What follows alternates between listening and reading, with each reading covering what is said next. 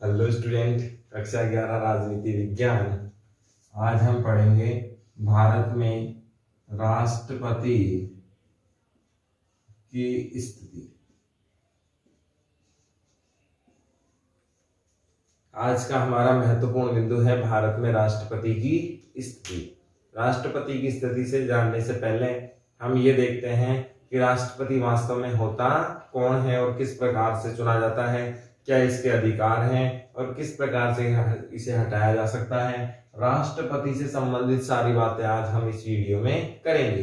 राष्ट्रपति भारत का प्रथम नागरिक होता है। संवैधानिक अध्यक्ष होता है। संवैधानिक अध्यक्ष भी होता है। और आपको ये भी बहुत जानना जरूरी है कि कार्यपालिका का नाम मात्र का अध्यक्ष भी होता है। कार्यपालिका का नाम मात्र का अध्यक्ष भी होता है। शासन के सभी कार्य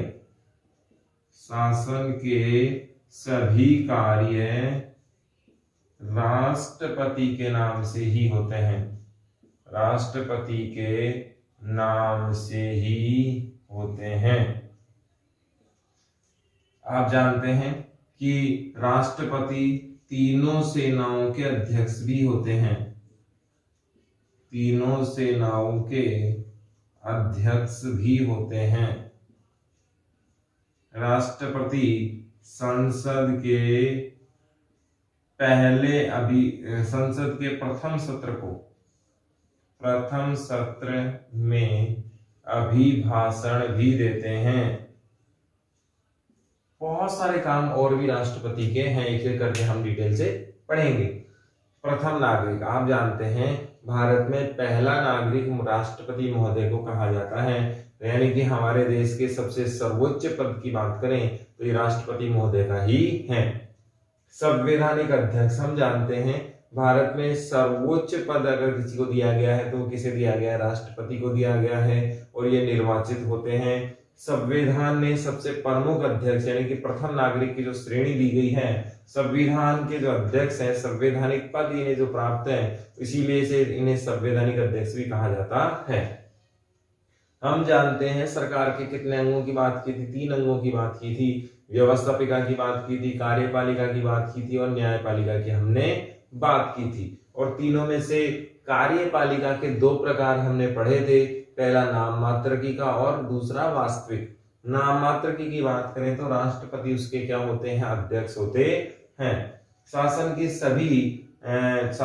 के जो सभी कार्य हैं वो राष्ट्रपति महोदय के नाम से ही होते हैं। यानी कि राष्ट्रपति महोदय ही शासन को चलाने में अहम भूमिका निभाते हैं।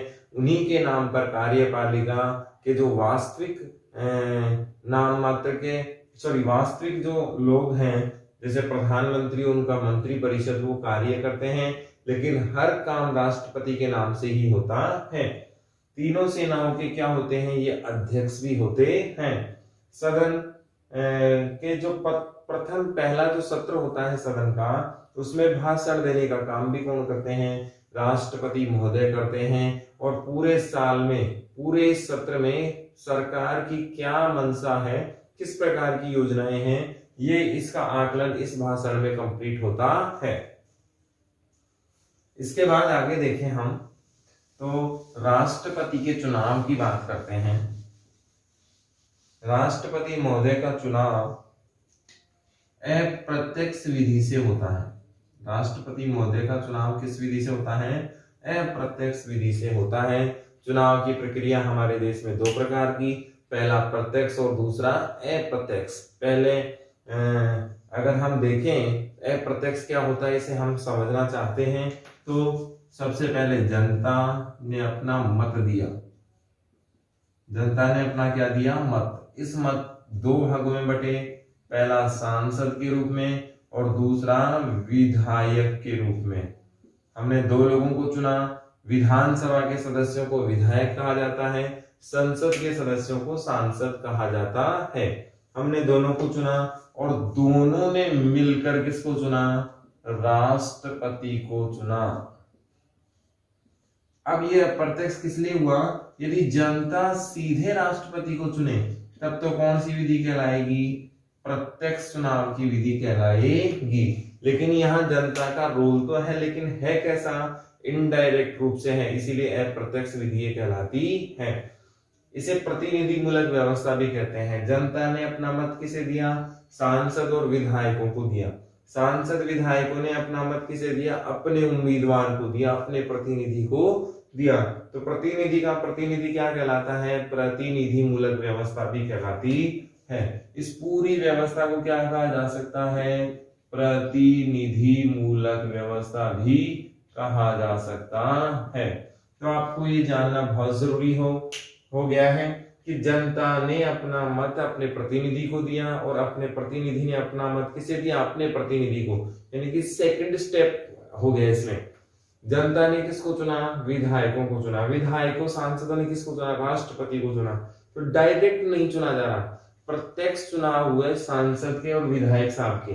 आप में से किसी ने भी नरेंद्र मोदी जी को प्रधानमंत्री के रूप में नहीं चुना, हमने चुना केवल सांसद के रूप में। सांसदों ने मिलकर उनको क्या चुना? प्रधानमंत्री चुना। इसीलिए भारत में प्रधानमंत्री की क्या होती है? नियुक्ति होती है राष्ट्रपति के द्वारा, ना कि निर्वाचन होता है। अब यहां पर आपको देखना है कि भारत के सभी निर्वाचित सांसद और विधायक इसमें भाग लेते हैं राष्ट्रपति के चुनाव में, प्लस दिल्ली और पुदुचेरी, ये दो विधानसभा है। यहाँ पर ये है तो केंद्र शासित प्रदेश, लेकिन यहाँ पर विधानसभा है, उपराज्यपाल का पद है, इसीलिए ये भी राष्ट्रपति के चुनाव में भाग लेने वाले विधायक हैं। ये सब मिलकर किसको चुनाव करते हैं? भारत के राष्ट्रपति का चुनाव करते हैं। अब राष्ट्रपति का जब चुनाव हो जाता है तो इस चुनाव में आप जानते हैं जो मत पद्धति है वो एकल संक्रमणीय विधि की। कौन सी पद्धति है? एकल संक्रमणीय मत पद्धति की आनुपातिक पद्धति है। एकल संक्रमणीय पद्धति की आनुपातिक मत पद्धति के आधार पर ये चुनाव होता है और इसमें 50+1 का आंकड़ा होता है। चुनाव हुआ व्यक्ति क्या कहलाता है? राष्ट्रपति कहलाता है। अब यहां से एक बात ध्यान रखनी है, राष्ट्रपति का चुनाव भी कौन करवाता है? निर्वाचन आयोग ही करवाता है। और विवाद होने पर मामला कहां जाएगा? सुप्रीम कोर्ट में जाएगा। यदि राष्ट्रपति के निर्वाचन में कोई मामला हो जाता है, विधि के अनुसार कोई गलत काम हो जाता है, विधि सम्मत कार्य नहीं होता है, कोई विवाद उठता है, तो राष्ट्रपति के निर्वाचन संबंधी मामला कहां चला जाएगा? सुप्रीम कोर्ट में चला जाएगा और फिर सुप्रीम कोर्ट का निर्णय अंतिम मान्य होगा। इसके बाद राष्ट्रपति का शक्तियों के बारे में हम देखें तो शक्तियों को बारे में देखें, कार्य के बारे में देखें तो प्रमुख क्या क्या है ये देखते हैं। पहला है वीटो का अधिकार, वीटो या निषेधाधिकार। एक वीटो अधिकार है राष्ट्रपति के पास, जिसे हम निषेधाधिकार भी कह सकते हैं। निषेधाधिकार क्या है? आप जानते हैं संसद क्या बनाती है? कानून बनाती है। संसद क्या बनाती है?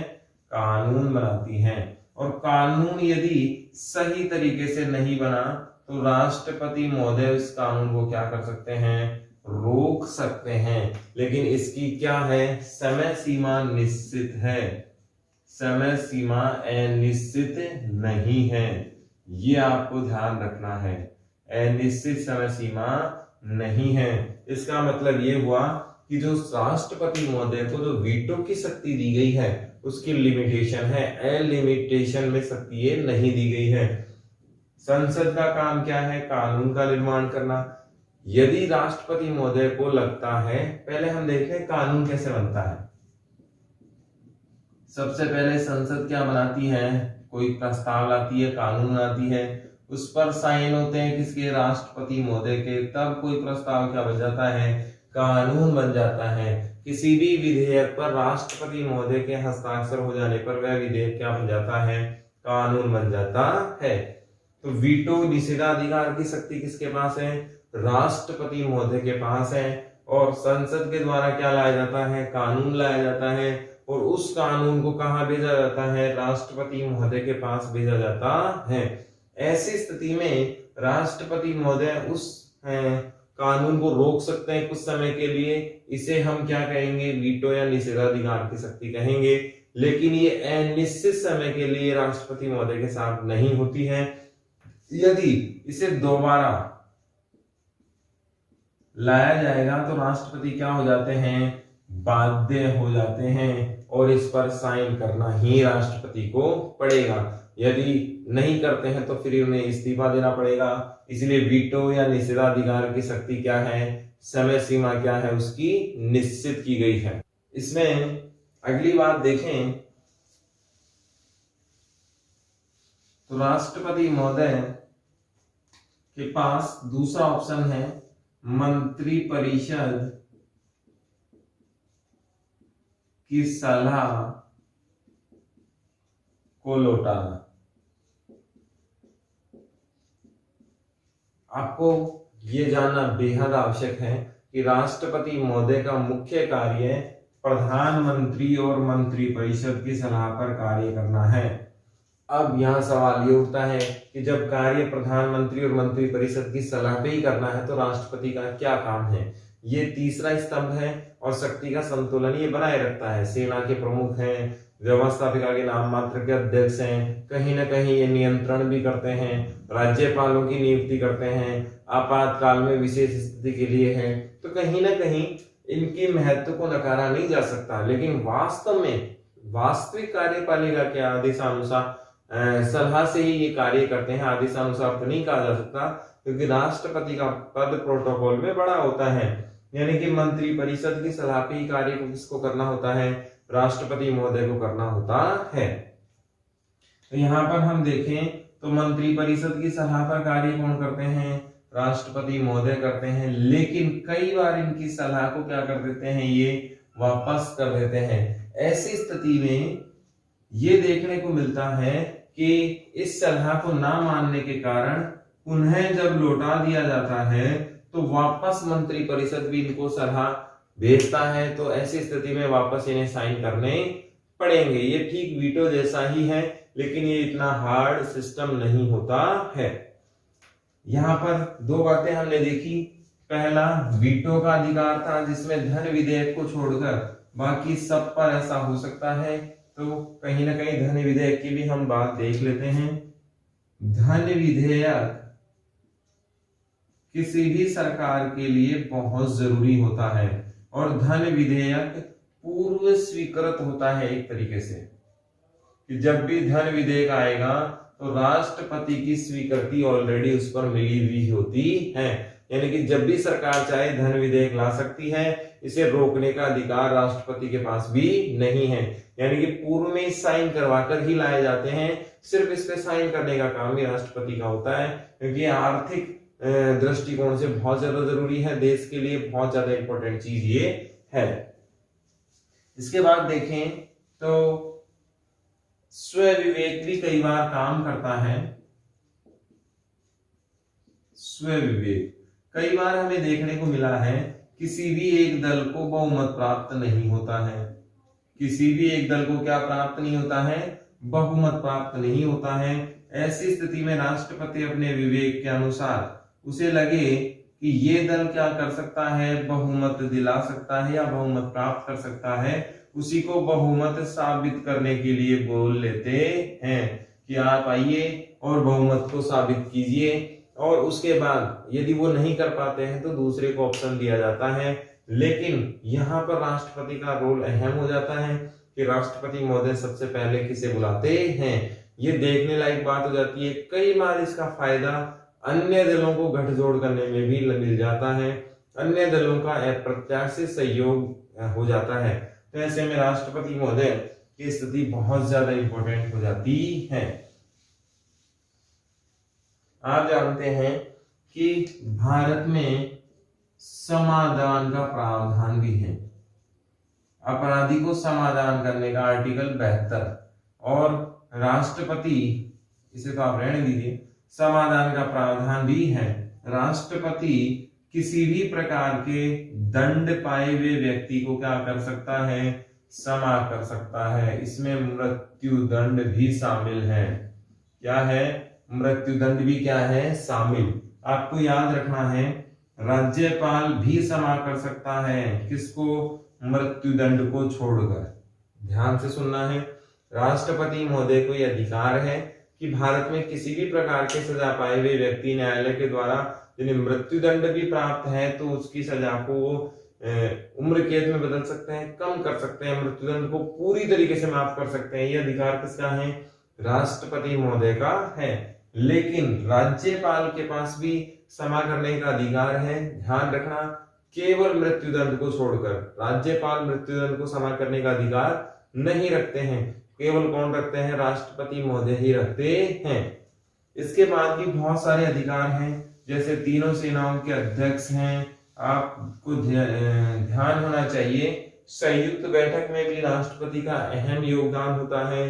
जैसे सर्वदलीय जो मीटिंग्स होती हैं, कॉमन प्रोग्राम होते हैं, इनमें भी कई बार राष्ट्रपति को बुला लिया जाता है। संवैधानिक लोकसभा राज्यसभा की मीटिंग की बात मैं नहीं कर रहा हूं, मैं बात कर रहा हूं ऐसे प्रतीकात्मक जिसमें विदेश से लोग आते हैं, जिसमें सब सांस्कृतिक प्रोग्राम की मैं बात कर रहा हूं। उसमें भी लीडरशिप किसकी होती है, राष्ट्रपति की होती है। आप ध्यान रखें, प्रोटोकॉल ये एक प्रकार की नियमावली है, इसमें प्रथम नंबर आता है राष्ट्रपति महोदय का। प्रोटोकॉल में क्या आ रहा है, प्रथम नंबर आ रहा है। यदि पूरे देश में कहीं भी प्रोग्राम हो रहा है और उसमें यदि राष्ट्रपति महोदय उपस्थित हैं तो सबसे ज्यादा सम्मानीय इन्हीं का होगा और सबसे ऊंचा स्थान, सबसे प्रथम जो होंगे वो यही होंगे, चाहे वहां प्रधानमंत्री हो, चाहे न्यायाधीश हो, कोई भी हो, सब इनसे नीचे ही रहेंगे। आपको ध्यान होना चाहिए, विदेश से जो संधि होंगी, विदेश से जो संधियां होंगी, समझौते होंगे, वो भी राष्ट्रपति के आदेशानुसार ही होंगे, राष्ट्रपति के नाम से ही होंगे। यदि भारत का कोई भी नागरिक विदेश से कोई सम्मान प्राप्त करता है, विदेश से किसी प्रकार का पुरस्कार प्राप्त करता है, तो राष्ट्रपति की सहमति पर ही लाएगा, अदरवाइज नहीं। कुल मिला के कहा जा सकता है कि संविधान के अनुसार जो मेन मालिक है देश के, वो कौन है, राष्ट्रपति महोदय हैं। लेकिन इनका कार्य करने का जो तरीका है वो सरकार मंत्री परिषद की सलाह के आधार पर है। जो सरकार चाहती है वही वो ये कार्य करते हैं। आपको ये भी ध्यान होना चाहिए कि सरकार यदि ना चाहे या सरकार के विरुद्ध राष्ट्रपति काम करने लग जाए तो इनके विरुद्ध महाभियोग भी लाया जा सकता है। क्या लाया जा सकता है, महाभियोग भी लाया जा सकता है, जिसे क्या किए जा सकते हैं, हटाए जा सकते हैं। यदि मंत्री परिषद की सलाह से राष्ट्रपति कार्य नहीं करते हैं तो ये है राष्ट्रपति की स्थिति। इसमें एक बिंदु और रह गया, राज्यों में राज्यपाल की नियुक्ति। ये भी कौन करते हैं, राष्ट्रपति ही करते हैं। आपातकाल में देश का नेतृत्व कौन करेंगे, राष्ट्रपति ही करेंगे। 352 हो, 360 हो, 356 हो, इन सब में राष्ट्रपति ही प्रमुखता से निभाते हैं, अपना अहम रोल निभाते हैं, क्योंकि कार्यपालिका का स्थगन ऐसी स्थिति में हो जाता है।